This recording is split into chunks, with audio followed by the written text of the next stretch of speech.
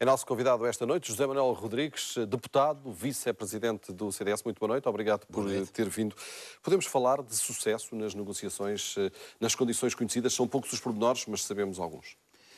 Daquilo que acabo de ouvir do Presidente do Governo, eu receio que o Dr. Alberto João Jardim tenha resolvido parcialmente os problemas da sua sobrevivência política e da ausência de liquidez de tesouraria do Governo Regional, mas tenha comprometido claramente no presente e no futuro a sobrevivência de muitas empresas na região e o nível de vida das famílias da região. Isto porque percebe-se pelas declarações que o plano de assistência financeira é sobretudo baseado na carta de intenções que a 27 de dezembro o Presidente do Governo Regional enviou ao Primeiro-Ministro e ao Ministro das Finanças e constitui, na opinião do CDS, um verdadeiro massacre fiscal, porque vamos ter um aumento do IVA da ordem dos 30% em cada uma das taxas, vamos ter um aumento do imposto sobre os combustíveis à volta de 15% e, portanto,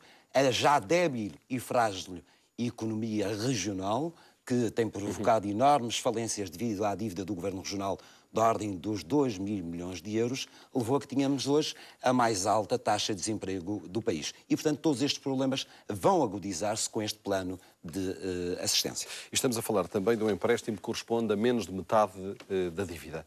É suficiente? Estamos a falar de mais ou menos 3 mil milhões e meio de euros.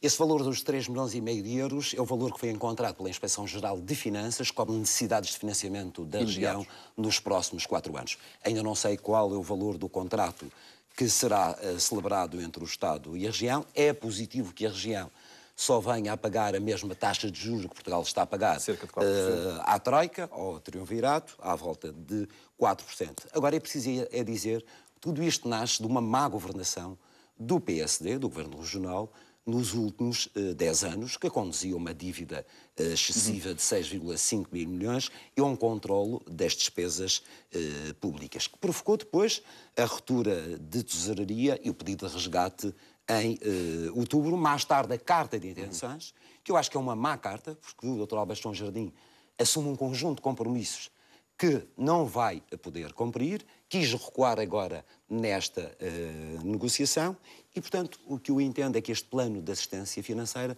pode resolver a curto prazo os problemas de tesouraria do Governo Regional, mas não resolve os problemas da região. Especificamente um programa que fosse para cumprir e que fosse execuível. Alberto João Jardim diz que isto é possível, mas que é um acordo duro. Na sua opinião, não é para cumprir, nem sequer é execuível.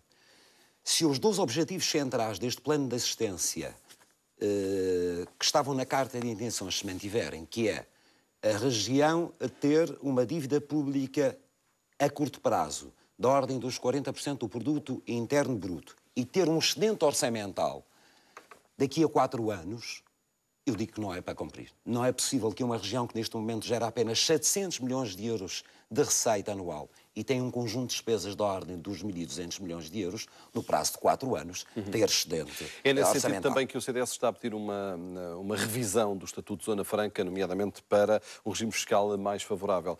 Falam de cerca de 400 empresas que já abandonaram a região. Estamos aqui perante uma situação verdadeiramente dramática nesta matéria. Sim, é verdade. Nós queríamos ter visto um plano de assistência financeira que assentasse sobretudo no controlo e redução da despesa pública corrente da região autónoma da Madeira, dos desperdícios e dos esbanjamentos, e falo, por exemplo, no Jornal da Madeira, que leva 4 milhões de euros do orçamento, dos partidos políticos, que levam 5 milhões de euros por ano, nos subsídios de reintegração e subvenções ou reformas vitalícias dos deputados que se mantêm na Madeira e não vigoram já no plano nacional nem na região autónoma dos Açores. Nós gostaríamos de ver investimento público com retorno económico e social.